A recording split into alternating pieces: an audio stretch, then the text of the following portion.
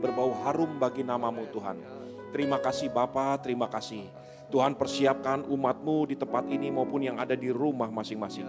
Untuk sungguh-sungguh mendengarkan firman-Mu. Dan supaya kami belajar sesuatu. Dan supaya nama Tuhan dipermuliakan. Terima kasih Bapa, terima kasih. Di dalam nama Tuhan Yesus Kristus. Semua yang percaya dan siap diberkati Tuhan sama-sama katakan. Amin. Amin. Shalom. Sebelum duduk, saudara kasih katakan satu sama lain, selamat datang, Tuhan berkati semuanya. Ya, saudara diberkati Tuhan dengan semua yang terjadi hari ini dan hari-hari sebelumnya, semuanya baik ya. Amin, puji Tuhan. Semua dalam perlindungan Tuhan dan saya lihat semuanya wajahnya berseri, siap-siap untuk minggu depan kita akan merayani Natal bersama-sama ya. Ada 4 kali ibadah jam 8, jam 10, jam 1 siang dan jam 5 sore ya. Nah, saudara persiapkan hati saudara untuk sama-sama memuji dan memuliakan nama Tuhan. Saudaraku, hari ini kita akan belajar satu kebenaran, satu seri baru dan minggu depan juga di ibadah Natal yang keempat saya akan teruskan kebenaran firman Tuhan ini. Saudaraku, seri ini berjudul bertahan. Ya. Satu hal yang saudara dan saya perlu mengerti. Di dalam semua pertandingan yang kita kenal, itu pemenangnya adalah yang paling cepat, atau yang paling pandai, yang paling bagus, yang paling terampil. Tetapi di dalam Tuhan, pemenangnya bukan itu saudaraku. Pemenangnya adalah yang bisa bertahan sampai kesudahan. Di outlasting. Salah satu nama Tuhan disebut sebagai El Shaddai. All powerful, bahkan everlasting God. Tuhan yang kekal terus menerus. Dan karakter itu ketika diimpartasikan kepada gerejanya, maka everlasting God menjadi outlasting people, outlasting church. Gereja yang bertahan. Sama seperti Tuhan yang kekal selama-lamanya. Sampai pada waktunya Tuhan katakan selesai. Gereja itu harus bisa bertahan. Anak-anak Tuhan itu harus bisa bertahan. Dan ini kualitas yang saya sungguh-sungguh semakin saya renungkan. Saya ingin betul-betul saudara memahami secara perlahan-lahan. Satu karakter yang Tuhan idam-idamkan. Dan ini yang akan menentukan kemenangan saudara. Coba kita lihat satu firman Tuhan. Matius 24 ayat 12 sampai 13. Matius 24 ayat 12 sampai 13. Matius 24 ayat 12. Dan karena makin bertambahnya kedurhakaan, maka kasih kebanyakan orang akan menjadi dingin, tetapi orang yang bertahan sampai pada kesudahannya akan selamat. Kasih kebanyakan orang akan menjadi dingin. Tetapi yang akan merubah wajah ini semua, yang akan membedakan semuanya adalah orang-orang yang bisa bertahan sampai kesudahannya. Saudaraku, hari-hari ini saudara akan melihat kenyataan, satu fakta di mana semua orang atau mungkin sepertinya semua orang melakukan hal ini. Dan ini menjadi satu new norm, new normal. Bukan new normal dengan arti kata seperti sekarang kita normal yang baru adalah dengan tidak berjabatan tangan dan sebagainya. Tapi tatanan hidup manusia akan menjadi berubah. Manusia akan menghalalkan segala cara untuk melakukan atau mendapatkan apa yang dia mau. Dan begitu banyak tontonan di depan mata saudara. Sehingga mungkin saudara, apalagi anak-anak muda yang kurang berpengalaman. Saudara akan melihat bahwa ternyata sukses itu caranya begini. Mendapatkan sesuatu caranya seperti ini. Saudaraku, hari-hari ini orang akan mengorbankan siapapun demi untuk mendapatkan apa yang dia mau. Akan mencampakkan segala macam moralitas demi untuk mendapatkan apa yang dia inginkan. Nah, saudaraku, ini menjadi norm yang baru. Gereja dipakai untuk menjadi sarana mengeruk kekayaan, mengeruk sesuatu demi dirinya sendiri. Atau menjadi sarana untuk berjuang, bermain politik, untuk batu loncatan menuju satu tujuan yang lain. Saudaraku, begitu banyak tatanan ini berubah dan tanpa sadar anak-anak Tuhan pun mulai berpikir, Itulah cara kita menjadi sukses. Itulah caranya berhasil satu kali. Nah, hari ini saudara akan melihat di satu ketika seluruh dunia menjadi dingin, kasih orang menjadi dingin satu sama lain. Nggak peduli satu sama lain. Tetapi dalam konteks yang sama juga, orang yang akan mendapatkan kemenangan itu adalah orang-orang yang bisa bertahan, kata firman Tuhan. Nah, saudaraku, saya beberapa kali sampaikan atau ceritakan tentang apa yang terjadi di Olimpiade Mexico City 1968 tentang satu pelari maraton namanya John Stephen Akhwari. John Stephen Akhwari adalah pelari maraton pada waktu itu. Namanya lebih dikenal daripada orang yang memenangkan medali emas pada waktu itu. Siapa nama orang peraih medali emas saya pun nggak tahu kalau nggak saya coba search di Google. Saudaraku, John Stephen Akhwari adalah orang yang paling akhir masuk ke arena finish. Karena dalam perjalanannya dia memulai langkah-langkah untuk berlari. Beberapa ratus meter setelah dia mulai, kakinya tergelincir dan dia terjatuh. Bahkan darah mulai mengucur dari kakinya. Dokter dan semua perawat medis datang dan memaksa dia untuk keluar arena. Tetapi semangat daripada John Stephen Akhwari dari Tanzania, dia tidak mau digagalkan. Dia bilang, aku diutus oleh negaraku 5.000 mil, bukan cuma sekedar untuk memulai pertandingan. Aku diutus oleh negaraku Tanzania, 5.000 mil jauhnya, untuk mengakhiri pertandingan. Saudaraku, menjelang senja, ketika sebagian besar semua orang sudah pulang, kru pesawat televisi sudah meninggalkan tempatnya. Hanya segelintir manusia yang masih ada di arena pertandingan. Mereka menyaksikan, mengabadikan satu wajah keberhasilan yang dielu-elukan dunia bahkan sampai hari ini. Semangat satu orang yang tidak pernah mau menyerah.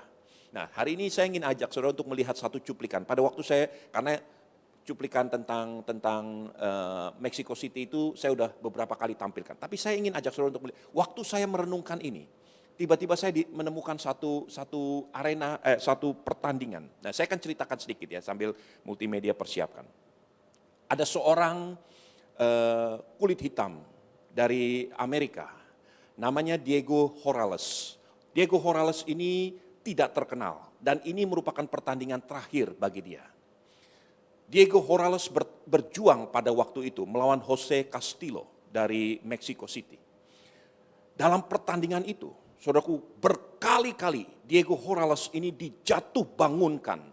Wajahnya babak belur, dipatahkan, sempoyongan. Nah, ini hanya cuplikan 1 menit terakhir sebelum dia memenangkan pertandingan ini. Coba kita lihat sama-sama.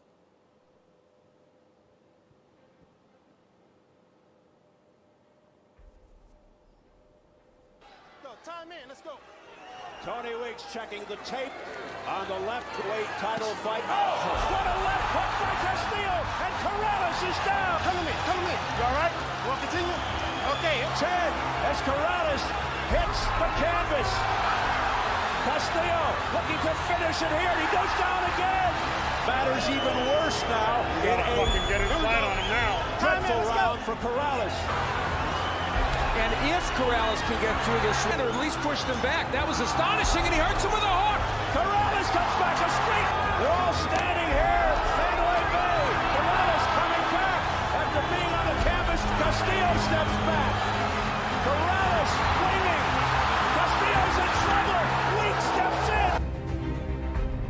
Saudaraku, dalam keadaan babak belur, berkali-kali jatuh bangun. Akhirnya Diego Morales memenangkan pertandingan ini. Dan dia menggantungkan sarung tinjunya sebagai satu bukti sesuatu yang bisa dilakukan oleh seorang manusia. Saudaraku, Jose Castillo berkata begini, saya berhasil bangunkan Diego Morales, tetapi saya tidak berhasil mematahkan semangatnya. Itulah yang membuat dia keluar sebagai pemenang. Saudaraku, saya ingin sampaikan, saudara bisa jatuh bangun. Alkitab berkata 7 kali orang benar jatuh, tetapi dia bangkit kembali. Saudaraku, hari ini saya ingin ajak saudara untuk betul-betul memahami satu kata ini. Bertahan, outlasting. Karena ini karakter yang diwariskan oleh the everlasting God. Tuhan yang kekal. Ketika diimpartasikan kepada manusia. everlasting menjadi outlasting. Orang-orang yang bisa bertahan. Nah, saudaraku, saya ingin ajak saudara sungguh-sungguh hari ini memperhatikan bahwa semua tokoh-tokoh besar di dalam Alkitab, mereka mempunyai satu garis merah, benang merah yang menyamakan semua mereka. Daniel bertahan dalam beberapa kali pemerintahan dari Nebukadnezar, kemudian menjadi Belshazzar, kemudian sampai kerajaan Babel dijungkir balikan dan diambil alih oleh kerajaan Media Persia. Anak daripada Raja Artasasta yang bernama Raja Darius dari Persia, masih menggunakan Daniel sebagai penasehat dan mendengarkan semua perkataan Daniel. Berkali-kali kerajaan jatuh bangun, raja diangkat dan diturunkan. Tetapi orang seperti Daniel, Sadrah, Mesakh, dan Abednego, dia bisa terus bertahan sampai pada waktunya Tuhan panggil mereka pulang. Apa yang terjadi dengan Daniel? Bukan hikmatnya yang terkenal, bukan kemampuannya yang luar biasa, bukan kecakapan pikirannya, tetapi satu perkara, outlasting. Dia bertahan dalam segala perkara. Apa yang membuat Yusuf dipakai Tuhan luar biasa. 13 tahun setelah dia mendapatkan satu visi dari Tuhan, Yusuf dicampakkan dan semakin hari semakin turun. Dari budak menjadi tawanan, tawanan disalah mengertikan, terus dilupakan. Kemudian waktunya tiba, Tuhan angkat Yusuf. Saudaraku, hari-hari ini saya percaya, saya rasakan betul di dalam roh saya, bahwa gereja sedang dibawa masuk ke dalam satu era, di mana mungkin sebagian saudara merasa, saudara terlupakan. Saudara sepertinya gak lagi punya masa depan. Semua hancur berantakan. Planning yang dipikirkan, dirancang sedemikian rupa. Melalui proses pandemik yang terjadi, semuanya berantakan. Begitu banyak usaha yang jatuh bangun.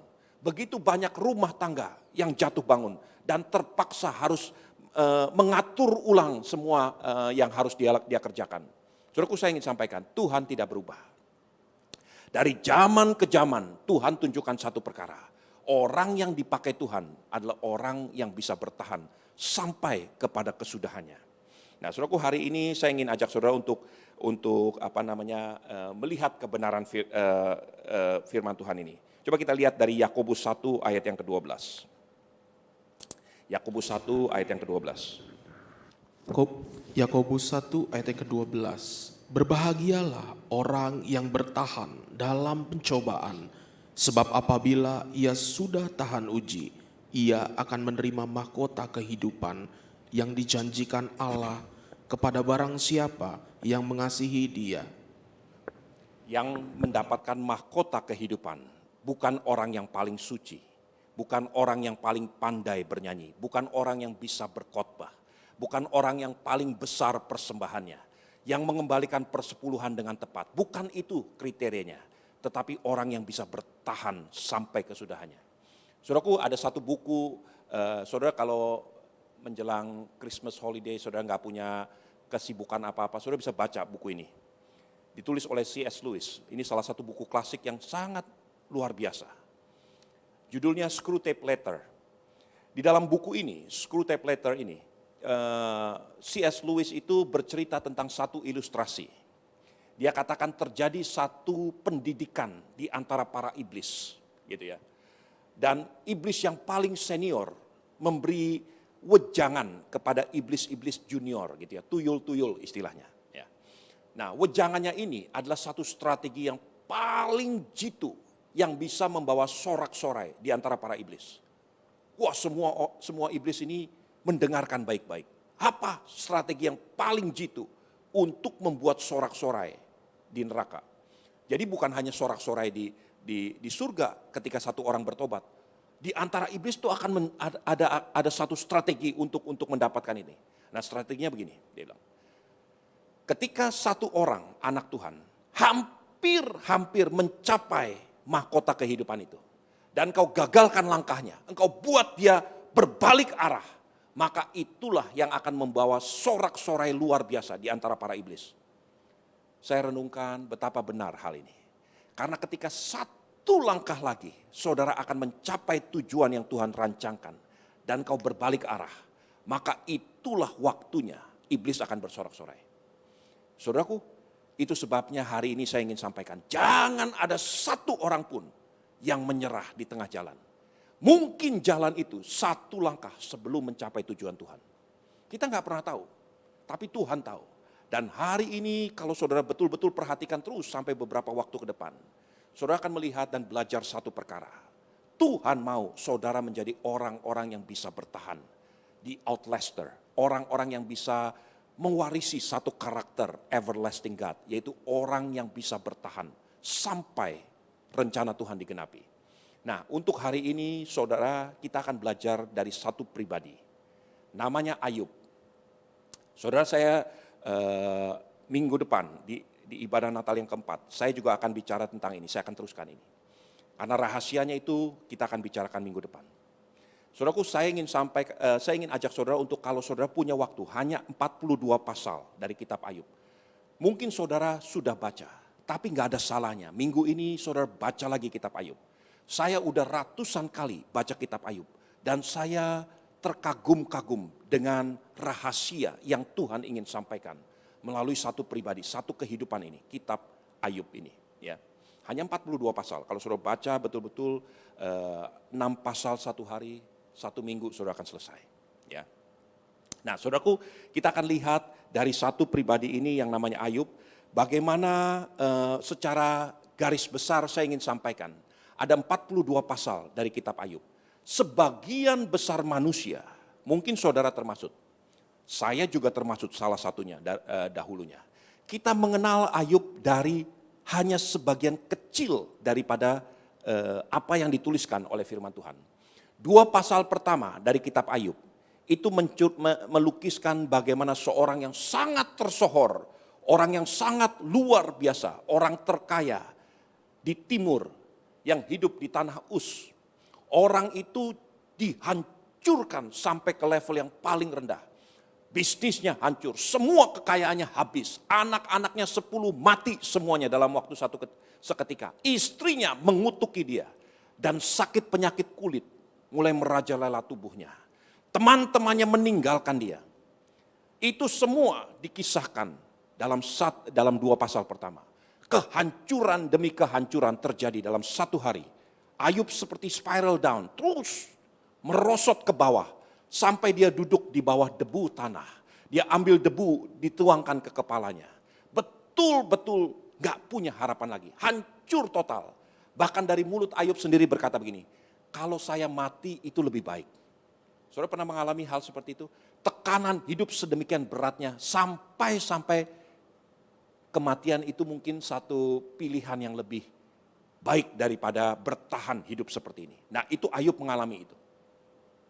Kemudian setengah pasal terakhir dari kitab Ayub itu melukiskan bagaimana hidup Ayub berubah total 180 derajat. Tuhan balikkan total. Yang namanya berkat pelipat gandaan, yang namanya dilipat gandakan terjadi pada Ayub pada setengah pasal terakhir. Di tengah-tengah 2 pasal dan setengah pasal ada 40 pasal yang mungkin saudara dan saya pun jarang memperhatikan. Tetapi memakan 40 pasal di tengah-tengah badan kitab Ayub. Jauh lebih besar daripada 2 pasal pertama atau setengah pasal terakhir.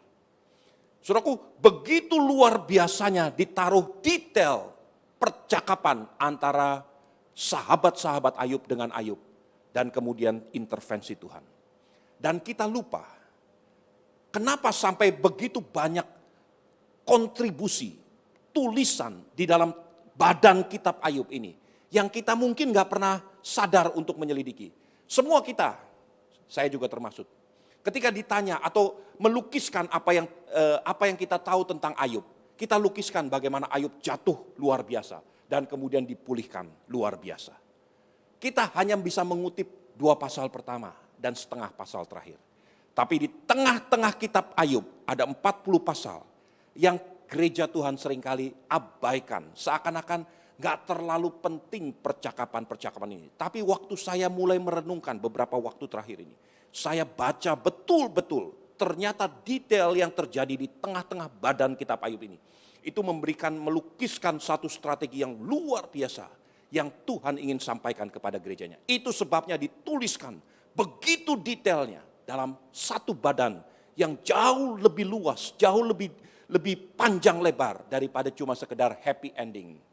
Ayub diizinkan jatuh dan kemudian Ayub dipulihkan hidupnya 2 kali lipat. That's classic. Semua kita udah sering mendengar itu.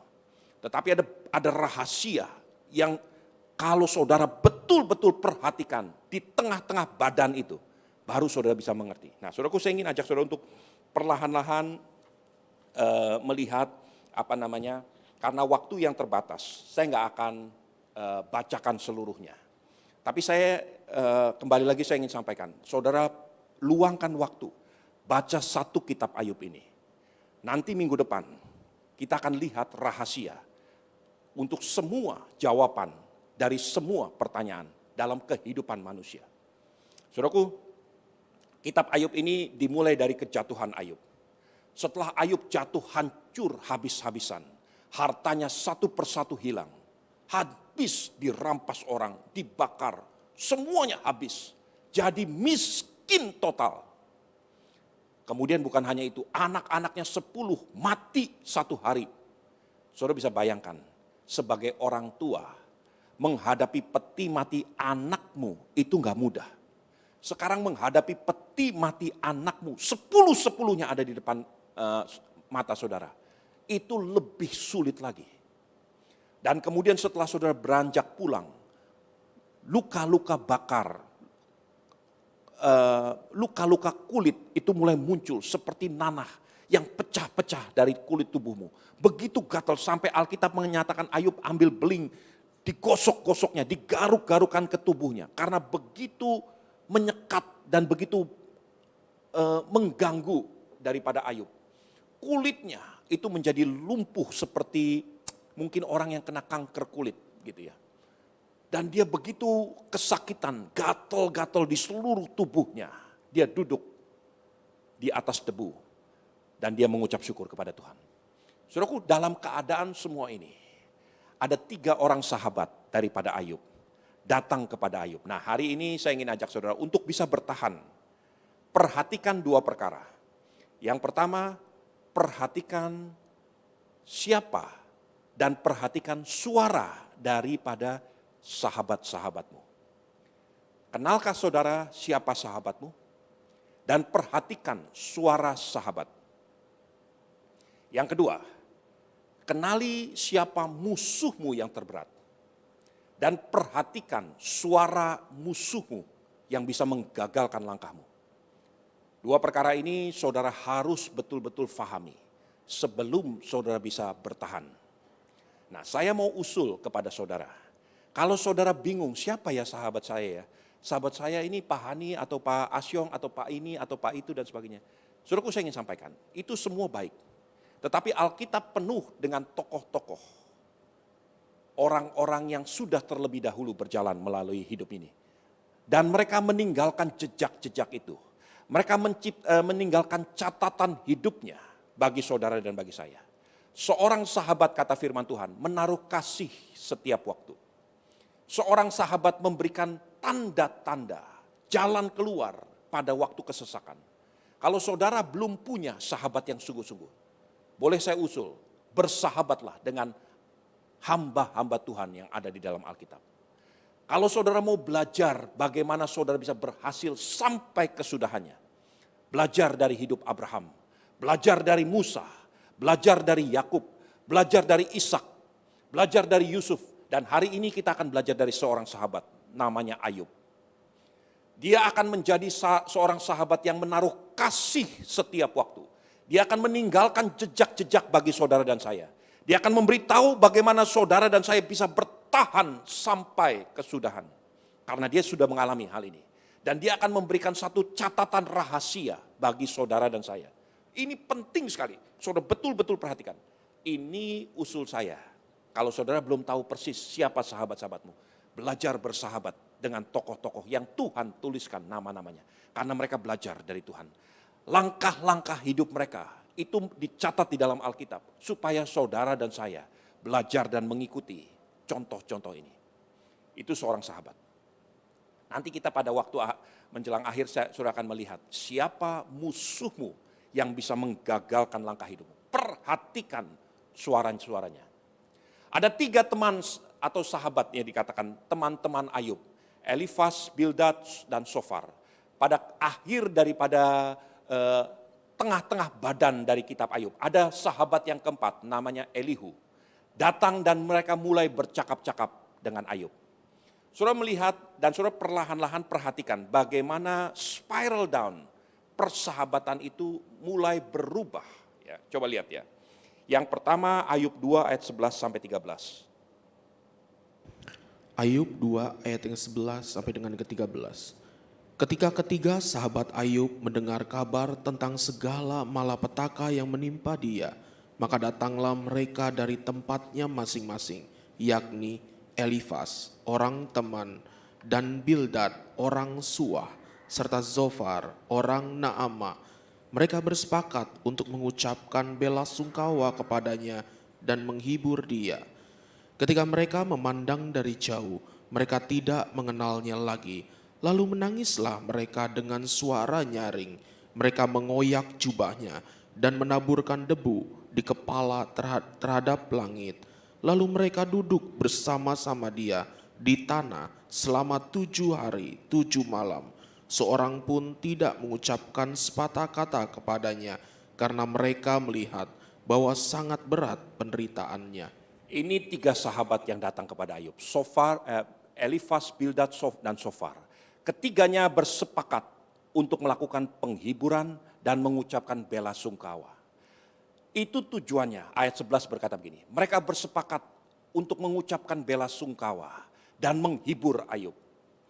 Ketika mereka melihat betapa beratnya tangan Tuhan menindih Ayub, mereka sebagai sahabat gak mampu berkata-kata. Saudara pernah mengalami satu perkara di mana saudara menjadi speechless, gak bisa berkata-kata. Karena kata-kata apa lagi yang bisa saya ucapkan melihat penderitaan yang begitu luar biasa. Saudaraku, sebagai gembala dari waktu ke waktu saya datang untuk menghibur orang, menghibur jemaat. Tetapi kadang-kadang saya yang terhibur, saudaraku. Karena saya gak bisa berkata-kata melihat beban berat yang dia alami. Sampai saya hanya termanggu-manggu, terdiam, gak bisa berkata-kata. Saya sama sekali gak bisa berkata-kata. Kata-kata apa yang bisa saya ucapkan? Oh kuat ya, jangan takut, tuh percaya saja. Saudaraku, itu klise.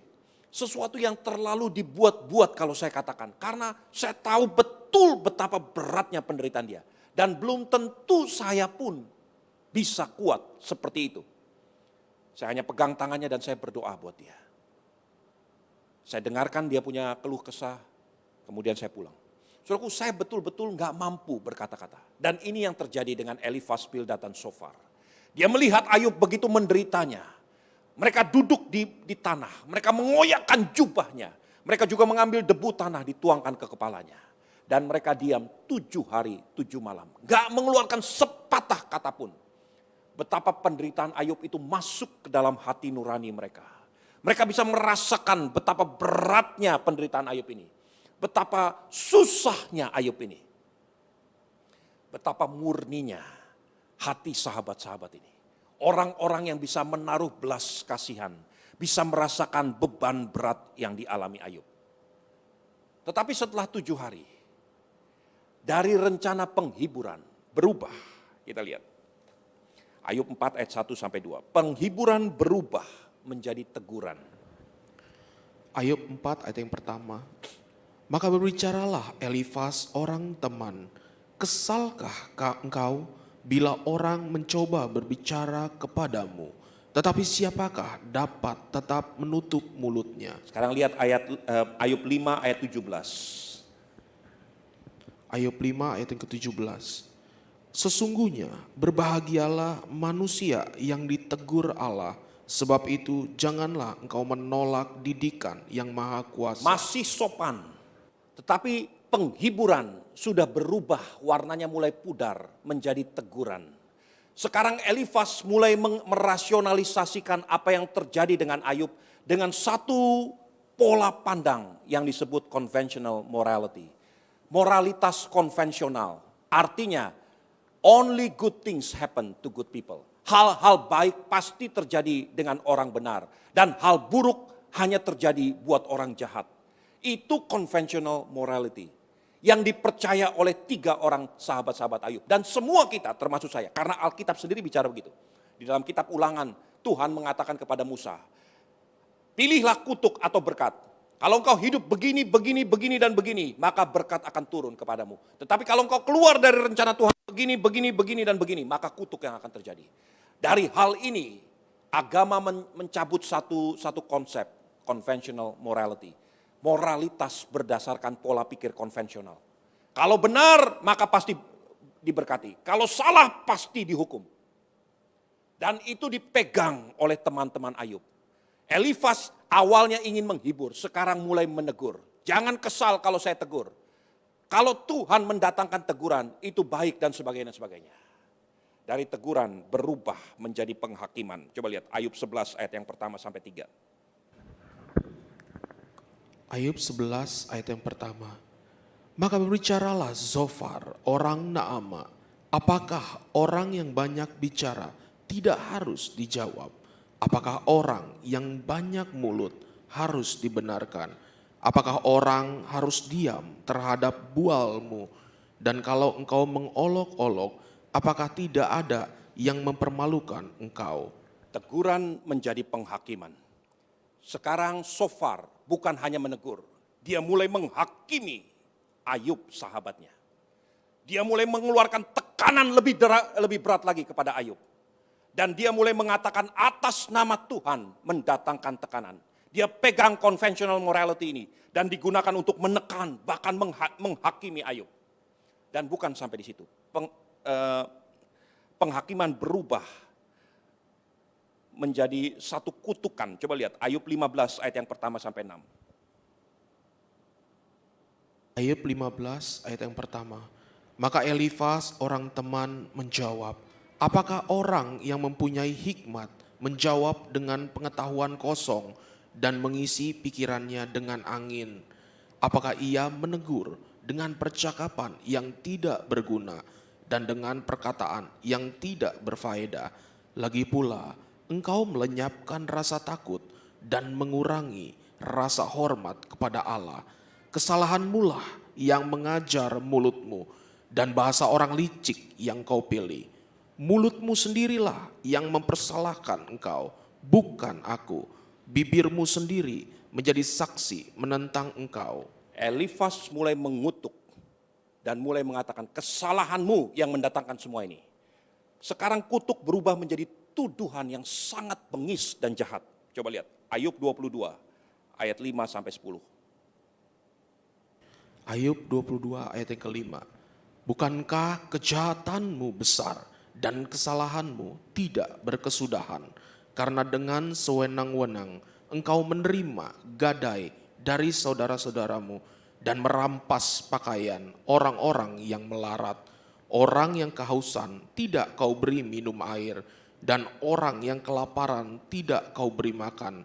Tetapi orang yang kuat, dialah yang memiliki tanah, dan orang yang disegani, dialah yang mendudukinya. Janda-janda kau suruh pergi dengan tangan hampa, dan lengan yatim piatu kau remukan. Itulah sebabnya engkau dikelilingi perangkap dan dikejutkan oleh kedahsyatan dengan tiba-tiba. Dengan kata lain, teman-teman Ayub, sahabat Ayub berkata gini, dari semua orang jahat, engkau yang paling jahat. Dari semua orang keji, dari semua orang fasik, engkau yang paling fasik. Makanya engkau yang paling dihukum, engkau paling mengalami seperti ini. Menjadi tuduhan yang sangat-sangat menyedihkan. Awalnya penghiburan. Kenapa penghiburan bisa berubah warna sedemikian rupa? Berubah aroma, berubah motivasinya. Awalnya datang sampai tertegun, duduk gak mampu bicara. Tetapi kemudian menuduh dan menyudutkan Ayub. You are the worst from all humankind. Yang paling jahat dari semua manusia. Saudaraku, kalau saudara sebagai Ayub, punya 3 sahabat, kemudian datang sahabat keempat namanya Elihu. Dan kerjanya sepanjang, saya nggak tahu ini proses berapa lama. Karena dua ayat aja dari pasal 2, itu dikatakan 7 hari 7 malam. Mereka duduk diam. Ini percakapan antara 4 orang melawan 1 orang. Cara bercakap-cakapnya gini, satu ngomong Ayub jawab, satu lagi ngomong Ayub jawab, satu lagi ngomong Ayub jawab. Kemudian saking udah bosennya, ini 3 ngomong bersama-sama baru Ayub jawab. 4 orang ngomong bersama-sama baru Ayub jawab. Jadi percakapan debate-nya itu berubah-ubah formasinya dari kitab Ayub ini. Pertanyaan saya, kalau saudara dan saya sebagai Ayub, saya bertanya kepada diri saya sendiri sebagai manusia normal. Kalau saya menghadapi orang-orang yang seperti ini, bukan cuma ngeyel, tapi terus menyudutkan dan bahkan ingin menghancurkan, menuduh, mengeluarkan hujatan bahwa saya adalah orang paling jahat dan sebagainya. Kira-kira semurni-murninya saudara, setulus-tulusnya saudara, apa yang akan saudara lakukan menghadapi 4 manusia seperti ini? Kalau saya, mungkin saya akan berdiri, saya tinggalkan mereka. Udahlah, gak usah ngomong sama orang-orang begini. Gak ada gunanya sama sekali. Buang-buang waktu, menghabiskan energi. Saudara tahu, berdebat itu capek, saudaraku. Apalagi dengan orang yang ngeyel. Cuma sekedar ingin menyalahkan, terus menyudutkan dan menyalahkan. Melelahkan. Tapi Ayub ladeni terus, entah berapa lama, mungkin beberapa bulan lamanya. Perdebatan yang itu lagi. Pernyataan di Ayub 22. Semuanya dilukiskan oleh Ayub di Ayub 29 yang total bertolak belakang. Dia bilang, oh aku teringat pada masa mudaku. Ketika aku memberi makan kepada janda-janda. Tidak ada anak-anak yatim yang aku biarkan menjadi fatherless. Anak-anak tidak berbapak. Aku menjadi bapak bagi anak-anak yatim. Kalau aku masuk kota, orang muda memberi tempat duduknya kepadaku. Orang tua berdiri menyambut aku. Karena mereka melihat belas kasihan yang aku tunjukkan. Itu pernyataan Ayub. Tapi di Ayub 22 teman-temannya berkata, engkau paling jahat. Orang susah tidak engkau bantu. Orang kelaparan tidak engkau tunjukkan belas kasihan. Dan sebagainya dan sebagainya. Saudaraku, Ayub berjuang selama 40 pasal untuk meladeni teman-temannya ini. Saya berpikir, kenapa Ayub lakukan itu? Kenapa Tuhan lukiskan semua percakapan itu? Saudaraku, saudara siap-siap. Ini yang saudara perlu mengerti. Ini rahasia yang sebetulnya Tuhan ingin supaya gereja Tuhan belajar. Satu kali saya bawa mobil udah menjelang sore hari menjelang malam, udah mulai gelap. Dan mata saya kurang bagus, saudaraku. Ketika hujan, wiper di mobil itu mulai bergerak-gerak. Tapi ada kotoran yang kelihatannya nggak bersih gitu. Saya coba usap-usap dari dalam karena ada embun. Saya usap-usap.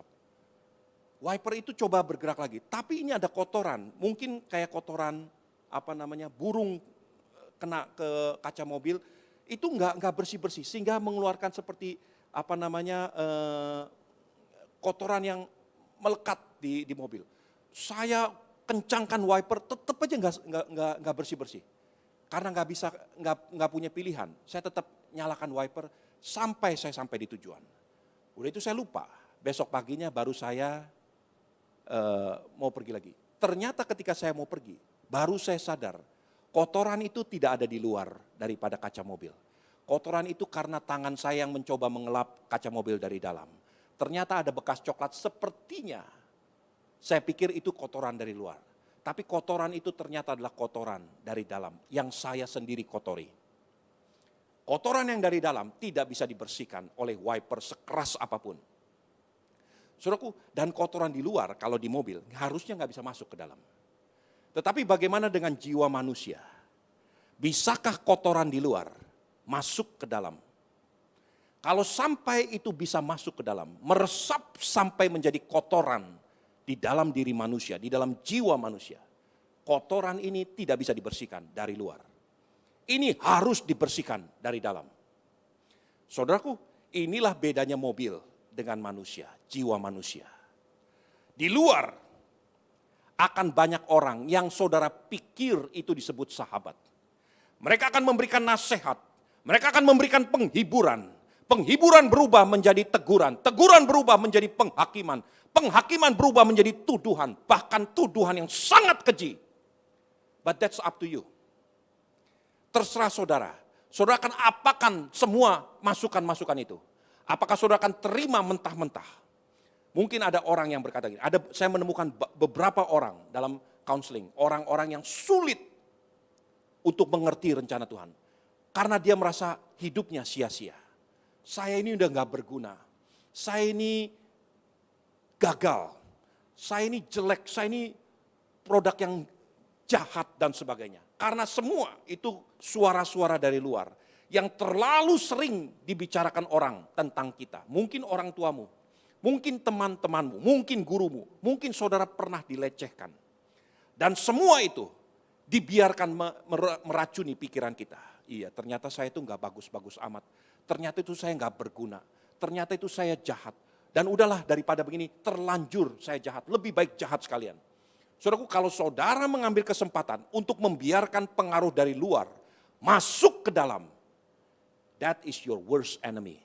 Itulah musuh yang paling berat yang saudara miliki.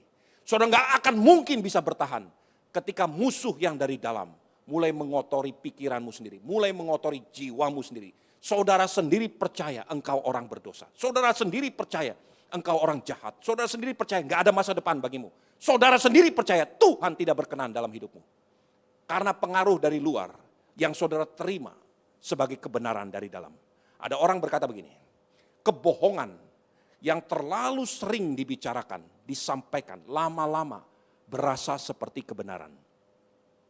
Saudaraku, saya bisa bicara panjang lebar apa yang terjadi di Amerika hari-hari ini. Kebohongan-kebohongan diutarakan terus-menerus, media dipakai untuk membicarakan kebohongan. Dan itu diterima orang menjadi kebenaran. Sampai mereka kecewa, ternyata faktanya enggak seperti itu. Apa yang terjadi dengan pengaruh-pengaruh orang-orang di luar? Oh, jangan gunakan vaksin, nanti saudara bisa begini, bisa begitu dan sebagainya. Semua dan orang terima itu sebagai kebenaran tanpa latar belakang medis sama sekali. Langsung menghakimi, oh dah pasti ini enggak benar, pasti bisa begini, pasti bisa begitu dan sebagainya dan sebagainya. Akhirnya sampai sesuatu merenggut nyawanya sendiri. Udah terlambat. Keluarga saya sendiri ada yang mengalami seperti itu. Kakak ipar saya sendiri. Seumur hidupnya dia menentang betul dengan hal-hal seperti itu. Sampai akhirnya nyawanya sendiri terenggut. Saudaraku, saya ingin sampaikan, kebohongan yang terjadi, kalau itu hanya sekedar kebohongan di luar, itu enggak ada masalah. Tetapi ketika kebohongan itu bisa masuk ke dalam jiwa manusia, maka itu menjadi kotoran di dalam. And that what will kill you. Itu yang bisa membunuh saudara. Itu yang bisa menghambat langkah kakimu untuk mencapai menjadi outlaster. Orang-orang yang bisa bertahan. Kenapa perlu 40 pasal dalam kitab Ayub? Sampai Ayub berjuang habis-habisan untuk menentang semua kebohongan-kebohongan ini. Karena sebetulnya Tuhan ingin melukiskan seperti itulah gereja Tuhan seharusnya. Berjuang sungguh-sungguh. Lawan betul-betul kebohongan yang terus-menerus dicampakkan kepada saudara. Lawan melalui kebenaran firman Tuhan. Saya nggak percaya begitu. Saya percaya Tuhan baik. Tapi saya nggak mengerti apa yang sedang terjadi. Itu yang dikatakan oleh Ayub. Saya percaya Tuhan itu baik. Dan saya melakukan apa yang firman Tuhan katakan. Something I don't know. Kenapa ini dua hal nggak bisa direkonsal? Kalau Tuhan baik. Kalau saya sudah melakukan yang benar. Kenapa saya begini? I don't know. Tapi Ayub sampai berkata begini di Ayub 15. Though he slay me, yet will I trust in him. Sekalipun dia hendak membunuh aku akan tetap percaya kepada dia. That's an outlaster. Itu orang yang bisa bertahan. Dia betul-betul berjuang sampai pikirannya sendiri gak nyampe untuk mengetahui pikirannya Tuhan. Nah, nanti minggu depan kita akan lihat. Saudaraku, saudara belajar satu kebenaran ini. Dari 40 pasal yang ada di tengah-tengah kitab Ayub, Tuhan ingin mengajar satu perkara kepada gereja Tuhan. Fight for your life. Berjuang untuk hidupmu. Saya ingin sampaikan satu perkara. Kalau saudara tidak berani berjuang untuk hidupmu sendiri, tidak ada seorang pun yang akan berjuang buat hidup saudara. Kalau saudara tidak mau berjuang untuk rumah tanggamu, tidak ada seorang pun yang akan berjuang untuk rumah tanggamu. Saudara sendirilah yang harus berjuang. Dalam keadaan sakit, dalam keadaan tertekan, kehilangan segala-galanya. Tetap Tuhan tunjukkan, ini cara kenapa Ayub bisa keluar sebagai pemenang.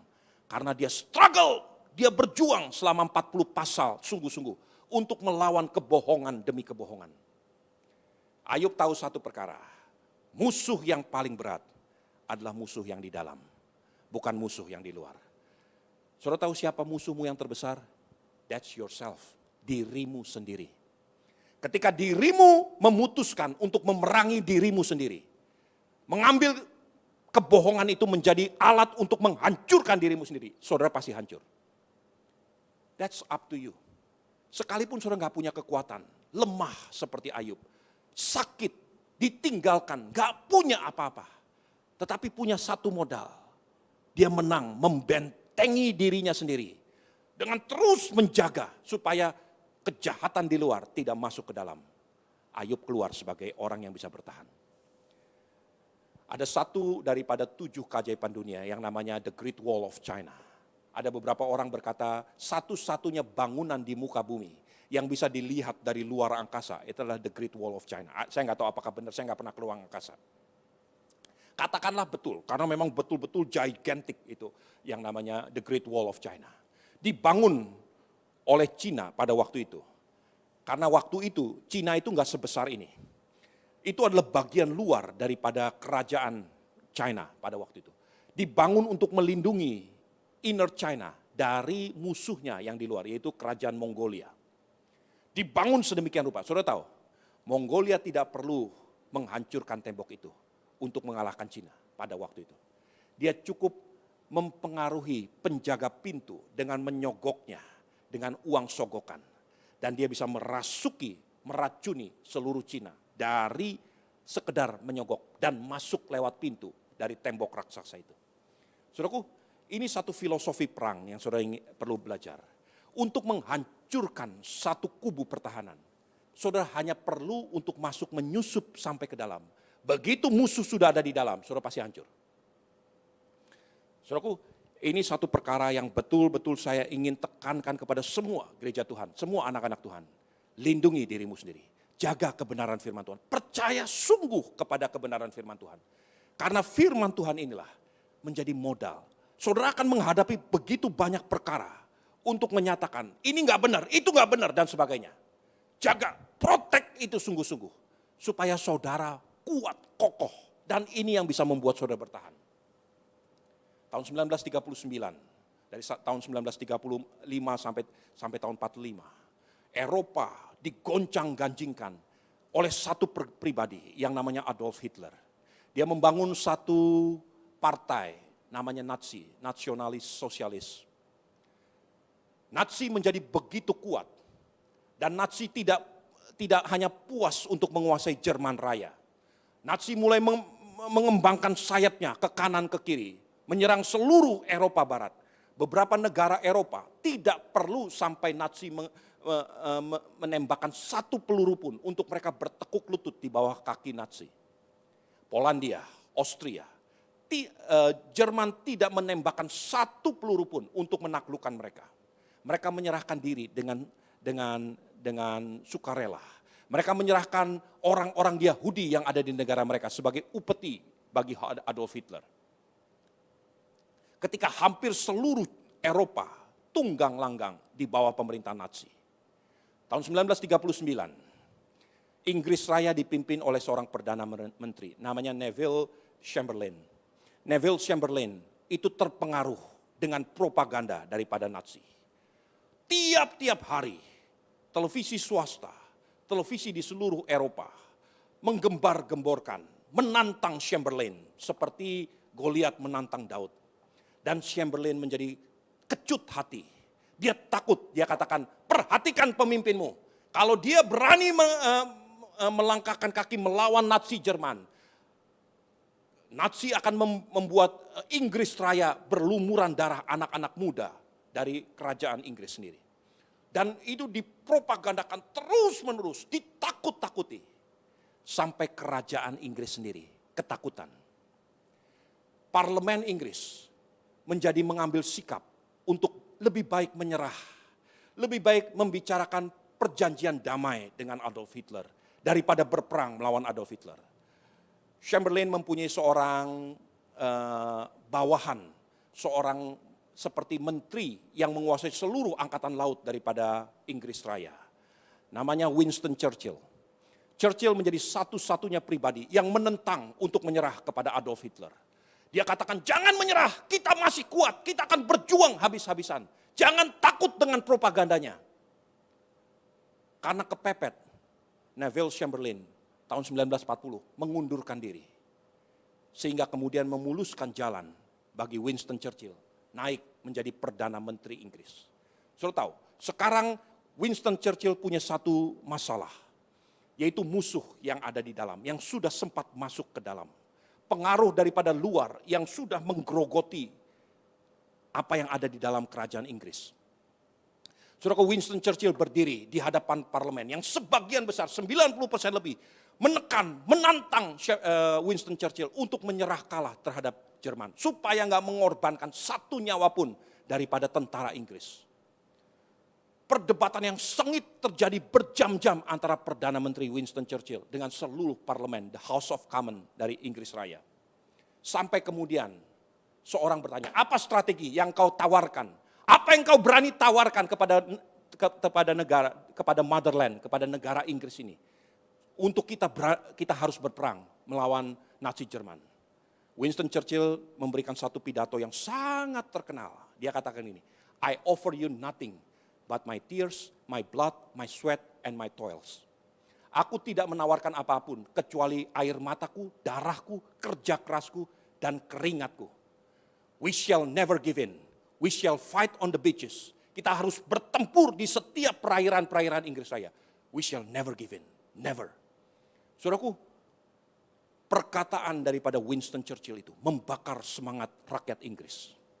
Inggris satu-satunya negara di Eropa yang menantang Adolf Hitler dan keluar sebagai pemenang. Saudaraku, Winston Churchill tahu musuh yang paling berat bukan Adolf Hitler, bukan Eropa, bukan Nazi. Tapi musuh yang paling berat adalah semangat yang patah yang ada di dalam Inggris Raya sendiri. Saudaraku, sebagai hamba Tuhan saya ingin sampaikan. Saudara mau belajar bertahan, musuh yang paling berat adalah semangatmu yang patah. Jangan pernah menyerah. Ingat satu perkara, Tuhan itu hidup. Gusti boten sare. Tuhan itu enggak tidur, Tuhan enggak buta. Kalau hari ini perkaramu mungkin mengalami gonjah gulana, mengalami jungkir balik, percaya satu perkara, Tuhanmu itu hidup. Jangan pernah menyerah. Apapun yang dikatakan dunia di luar, Ayub belajar satu perkara. Dia menghabiskan 40 pasal untuk betul-betul menghabiskan suara-suara di luar yang ingin menghancurkan dirinya. Itulah sebetulnya yang terjadi di dalam 40 kitab Ayub ini. Suara-suara Elifas, Bildad, Sofar, dan Elihu yang terus menekan, menghakimi, menghancurkan hidup Ayub. Dia berjuang habis-habisan untuk melawan suara-suara itu supaya tidak meracuni jiwanya sendiri. Pernahkah saudara berjuang melawan suara-suara di luar untuk berkata kepada jiwamu sendiri, Tuhan itu tetap baik. Saya mengalami ini, tapi Tuhan pasti baik. Saya berusaha mengingat-ingat. Saudaraku, saya ingin sampaikan. Saya ini bicara kepada saudara. Saya berjuang untuk betul-betul. Karena bukan berarti saya udah lulus dengan semua permasalahan. Saya pun menghadapi masalah. Semalam ada seorang ibu yang tinggal menginap di rumah. Dan saya ceritakan, saya kadang-kadang untuk berdiri di atas mimbar, saya tuh betul-betul lelah. Saya merasa saya gak kuat karena saya sendiri mengalami pergumulan. Tetapi saya harus berjuang meyakinkan diri saya sendiri. God is good. My God has a plan. Tuhan punya rencana. Tuhan itu baik. Kalau saya berhasil mengalahkan diri saya sendiri, saya akan menjadi outlaster. Saya akan menjadi orang yang bertahan. Dan itulah kriteria untuk mendapatkan mahkota kehidupan. Gereja Tuhan, belajar untuk terus berkata kepada dirimu sendiri, God is good. Amin. Amin. Mari tundukkan kepala. Worship leader, singers, para pemain musik, kita akan siapkan hati kita. Semua tertunduk, semua tundukkan kepala. Tutup matamu di hadapan Tuhan. Entah berapa lama Ayub berjuang habis-habisan melawan suara-suara di luar. Untuk meyakinkan jiwanya sendiri. My God is good. My God has a plan. I don't know what, but He has a plan. Itu yang saudara perlu tanya kepada dirimu sendiri. Tuhanmu baik, Dia punya rencana. Mungkin saudara nggak tahu, tapi Dia punya rencana. Haleluya. Shikabanarakabaraba. Kekuatan di hidupku ku dapat dalam Yesus. Dia tak pernah tinggalkanku, setia menopangku, berseru berharap dalam Yesus. Saudaraku, gunakan lagu ini untuk berkata kepada jiwamu sendiri. My strength come from God. Gunung batuku, kekuatanku adalah dalam Yesus. He is good, He is my God. He has a plan, He is my Father. Katakan kepada dirimu sendiri. Kalau saudara gak mau berjuang bagi dirimu sendiri, no one will. Gak ada yang mampu berjuang. Kekuatan di hidupku, ku dapat dalam Yesus. Dia tak pernah tinggalkanku, setia menopangku, berseru berharap dalam Yesus. Izinkan saya akan berdoa buat saudara yang hari ini mau berkata kepada jiwamu sendiri. Tuhan, I heard your word. Aku dengar firman-Mu. You are my God. Engkau baik. Engkau Tuhanku. Apapun yang dikatakan orang di luar, apapun yang terjadi dalam hidupku, my God is good. Kalau saudara mau berkata kepada dirimu sendiri, mau menguatkan dirimu sendiri, angkat tanganmu di hadapan Tuhan. Letakkan tanganmu di dadamu.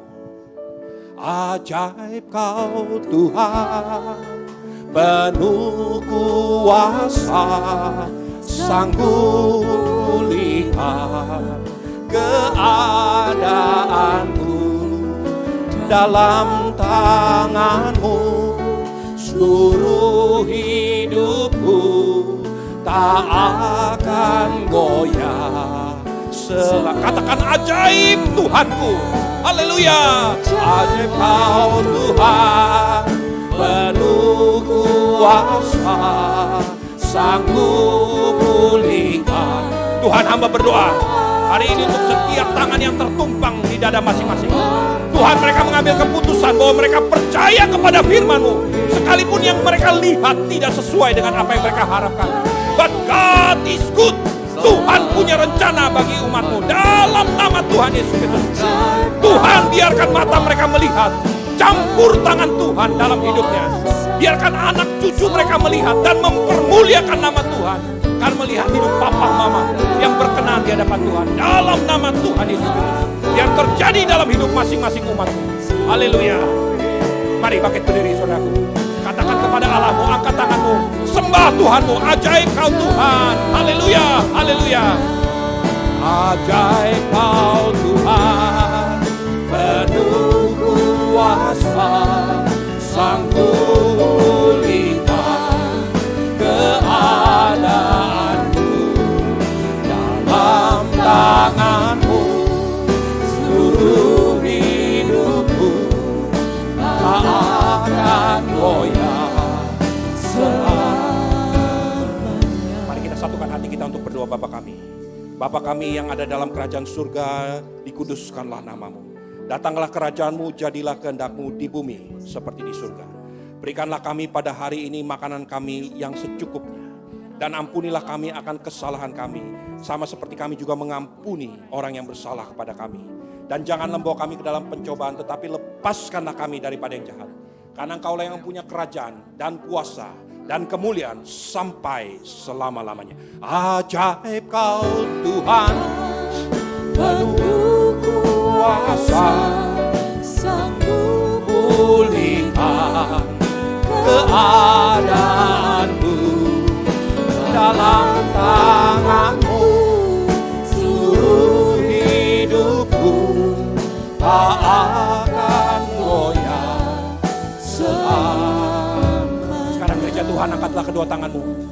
Jika engkau menyandarkan percayamu hanya kepada Tuhan Allahmu, sekalipun kau tidak melihat, sekalipun kau belum mengalami, tetapi satu saat ketika matamu dibukakan Tuhan, seperti apa yang dikatakan oleh Mazmur 126, ketika Tuhan berperkara dengan Sion, Mulutmu akan penuh dengan tertawa-tawa. Keadaanmu seperti orang yang bermimpi. Engkau akan mengucap syukur kepada Tuhan Allahmu. Sebab engkau pulang membawa berkas-berkas yang Tuhan siapkan bagi orang benar. Di dalam nama Tuhan Yesus Kristus.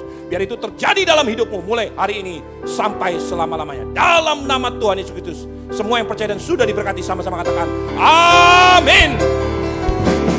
Maka